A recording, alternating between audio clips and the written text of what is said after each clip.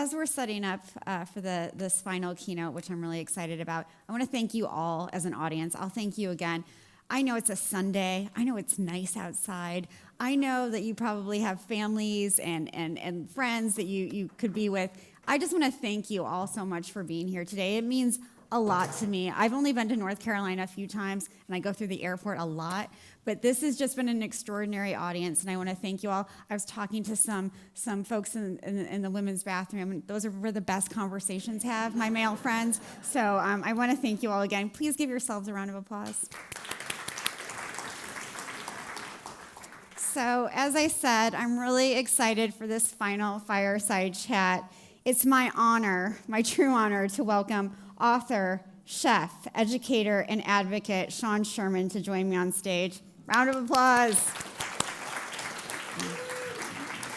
Sean is the founder of the Sous Chef, co-founder of Natives, and co-founder of the restaurant Owamni. It's so good. Please go when you're in Minneapolis. Try to get on the reservation list, though, now. He is also last year's Julia Child Prize Award winner and has won numerous James Beard Awards. Yes, okay. Thank you so much for being here. Another round of applause, please. We got to keep the energy up. We still have a reception and breakouts and lots of things to do. So, Sean, your work to repair food systems has been so important because it focuses on undoing a lot of terrible things that have happened because of the impacts of colonization, and also reintroducing traditional indigenous foods that are delicious but have been lost in so many regions and communities. Can you talk more? We heard about Natives earlier today. Can you talk more about Natives in the Indigenous Food Lab? Yeah. So Natives, or North American Traditional Indigenous Food Systems, which is a mouthful, is our nonprofit. We're a 501c3 based in Minneapolis, Minnesota. In Minneapolis, we have a public-facing entity called the Indigenous Food Lab, where there's a market space where we feature over 50 different producers and growing. And we're just putting a lot of attention on these indigenous producers from all over the place. We have a classroom space where we outfitted it with lots of digital capabilities, so we're recording a whole bunch of education and classes on all sorts of indigenous food, everything, and just indigenous education in general, you know. So it's more than culinary, but it's also seed saving and farming and language and star knowledge and crafting and anything we want it to be. But we're really just trying to focus on creating more indigenous education access. And part of that is is just thinking ahead, like, because we're creating a lot of food access, but sometimes if we give somebody a bag of dried corn, they're not going to know what to do with it. So our goal is to create that education and make it really easy and accessible so people can just hit a QR code, go straight to a video, and start to learn about some of these pieces. We also have a big production kitchen where we make a lot of products. We do a lot of value-added things. We got USDA licensing to try to be a micro to medium-sized co-packer to try to help get people or more cottage industry out there on the market. And so we just finished a pilot project with an indigenous baby food where a local indigenous organization grew a whole bunch of native heirloom squash and harvested wild rice, and we processed it all into a really beautiful baby food called Indigibaby. And then the restaurant's actually a part of our nonprofit model also, because the restaurant is owned by the nonprofit. The restaurant acts as a place not for food relief and food access, but a place where job creation happens, because we've got over 100 employees at the restaurant right now in the middle of winter, even though it feels like spring. Right. And we are just moving tens of thousands of dollars directly into the hands of indigenous food producers, because we're doing about $5.5 million in sales at that restaurant, because it's very popular. That's you know, we incredible. won Best New Restaurant in the entire nation a couple of years ago, and that was big. But because of that, a large part of that's food costs, and a large part of that food cost goes directly in the hands of the indigenous producers that we're utilizing. And the restaurant just creates a voice for us, because we're popularizing healthy food without having to call it popular, and we're showcasing so many more products out there that, because of our focus of basically trying to decolonize our food system, is looking at the values that colonization has normalized in our lives, which we've seen a lot of normalization of the destruction of environment, a lot of dehumanization of people of color. and so many other things that have negative effects, especially on communities of color. And for Indigenous peoples to have lived in such invisibility for so long still today, and our food systems to be completely shattered and an afterthought at best, Right. that there's so much work to do. Because myself, growing up on Pine Ridge Reservation in South Dakota, which is the third largest reservation, we had the one grocery store to service an area the size of Connecticut. And I primarily grew up with commodity food program through USDA.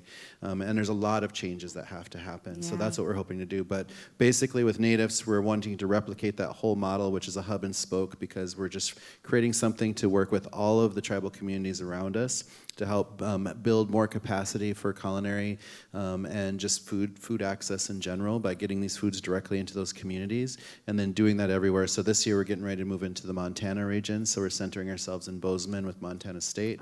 And we're going to do the same thing of just setting up that. But we're also got seeds planted in Anchorage, Alaska, in Honolulu, in Rapid City, South Dakota, in Tulsa. And we're just going to keep building support systems all over the place. And that's kind of the bigger vision. And eventually crossing colonial borders, because we can do the same work in Canada or Mexico or wherever. Like, there's so much opportunity out there. A beautiful web that you are spreading and building. Thank you so much for that. I want to talk about resilience because that's so important to the work that you do. And I was thrilled that Congress members mentioned resilience in their videos today. How does the empowerment of Native communities help, to grow, forage, and process food, build resilience, not just for them as communities, but for environmental sustainability? Well, when we're looking at Indigenous values around food systems, it's really community-based because people of color, primarily all over the world, we're a community-based food system. So everybody worked really hard to make sure that the entire community had food, and any surplus would get traded from other groups out there. Right. And so it's looking at a different way to think about that, but also within Indigenous values, there's a deep connection to the environment, to the plants, to just the region in general. And that deep connection helps us protect that because we care about the water, we care about the plants, we care about the land, and there's so much deep connection because we know that we're a part of all this. And if we destroy that, that's going to hurt us, which colonization has normalized is just so much rampant destruction and just the privatization of land spaces and making it really difficult to have land access out there. But we need land to grow food, So I do a lot of speaking engagements, obviously, and I always tell people lawns are stupid, for an example, because we should be just growing food everywhere. Yeah. And we should be a lot smarter about our environments, and we should be a lot smarter about the kinds of seeds that are out there and how we're going to continue the lifespan and life cycle of those heirloom varietals out there, and to really fight against a lot of these big groups that are trying to trademark a lot of these heirloom seeds for the sole purpose of gaining power to control your foods, Absolutely. Thank you for that, Sean. One of the things I'm interested in asking you about, and it's kind of a difficult question for me to ask because there's this growing food as medicine movement that, I think so many of us are sort of finding out about for the first time, but it's something that Indigenous folks have practiced for millennia. It was, of course, food is part of keeping yourself healthy.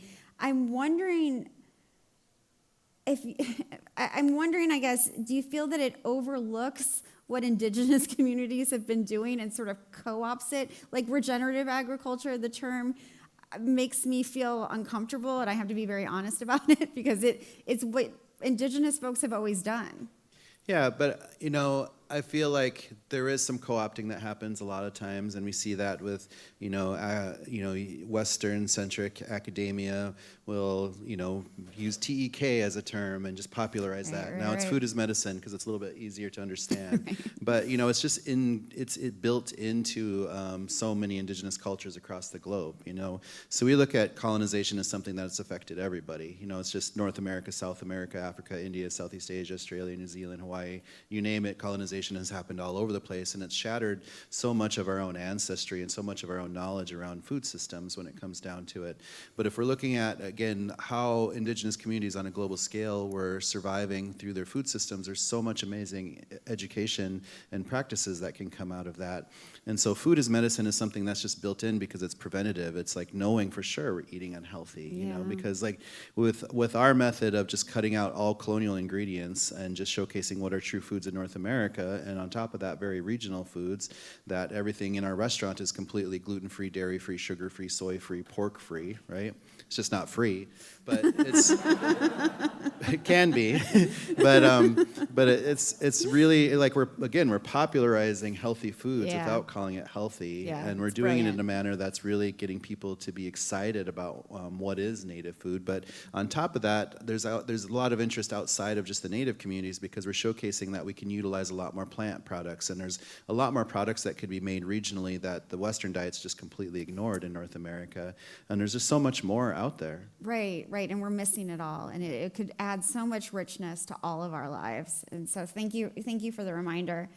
I feel like, you talked about the invisibility that has happened for Indigenous folks for millennia, right? It's only now in recent years that Indigenous folks are getting the attention that they deserve for the work and conservation and stewardship and culinary practices and all that they have done, and just the intensive knowledge that they have. And, one of the things that I think is problematic is our philanthropic sort of model. And what folks like you need is more capital and investment, but the system is set up in such a way that it's not always, communities aren't always able to, spend months filling out grants or hire consultants to help them do that. What would you like to change in sort of that philanthropic model? What needs to change, and how do we need to look at philanthropy in the future? Well, I feel like, I'm an executive director of my nonprofit, and it is difficult to try and find funds, especially when we have this huge vision, and we see so much philanthropic dollars going to these larger organizations that have just been out there for forever and just taking up huge chunks of that philanthropy, And I feel like during the pandemic and during George Floyd, that we saw a lot of support going to a lot of organizations of color, but we kind of feel like that kind of support's not as prevalent as it was before, And like we have this massive vision, and we need monies to be able to lay out this infrastructure, because we're just trying to create an infrastructure that doesn't exist. And it's really important that this happens, because we have been invisible for so long. Like this year in 2024, that marks a century that we actually were allowed to be citizens in this country, which isn't that long ago. It's only been 35 years since we've been allowed to celebrate our own religions here in a country that goes on about freedom of religion, just didn't apply to the First Nations people. So there's so much to unpack because of this, and so much damage has happened to our cultures because of racism, because of the normalization of what colonization brought to us.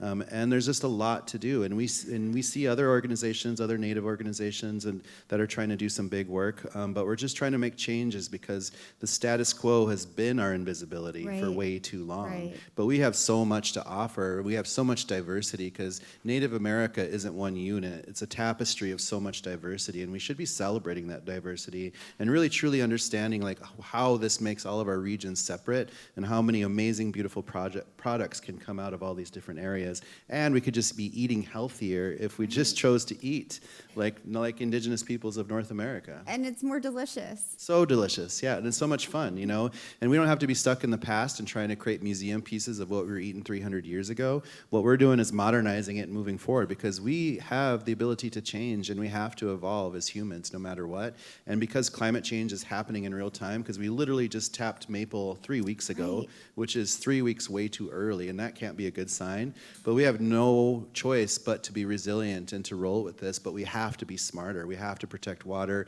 We have to protect land. We have to stop just allowing a lot of this access, because there's still companies like Pepsi that just buy up so much water just for the sole purpose of making plastic bottles. Right.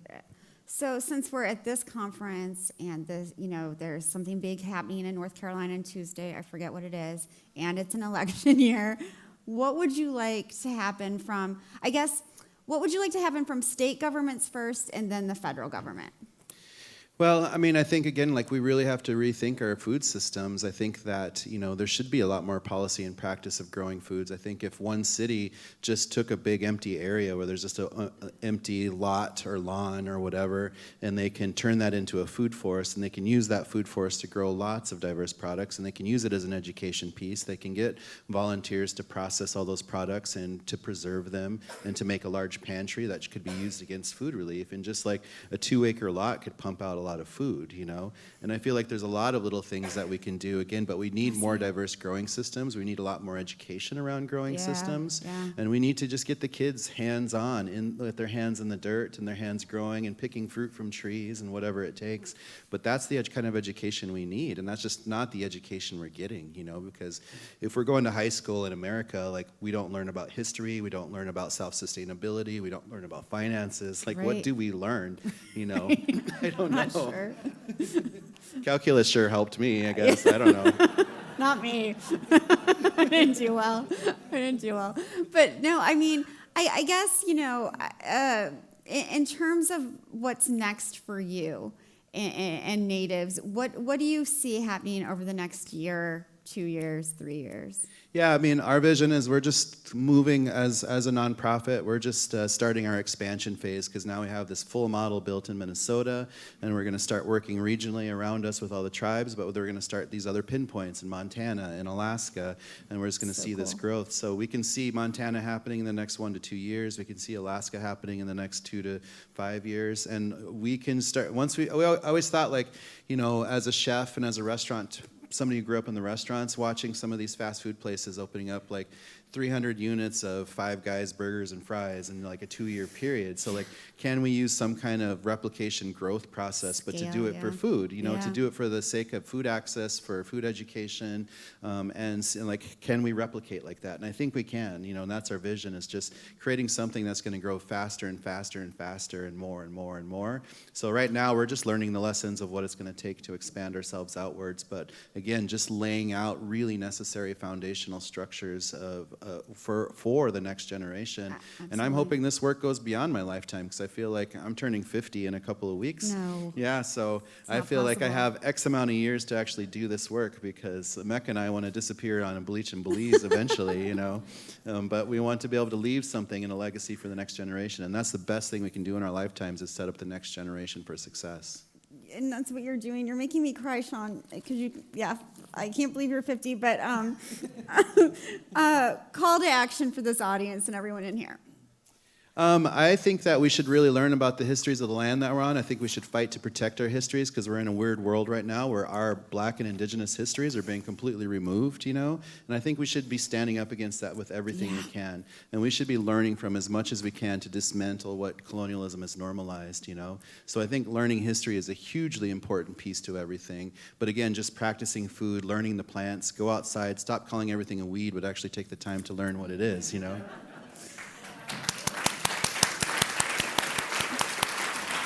I truly love and admire Chef Sean Sherman more than I can tell you. Thank you so much for being here. Pilame.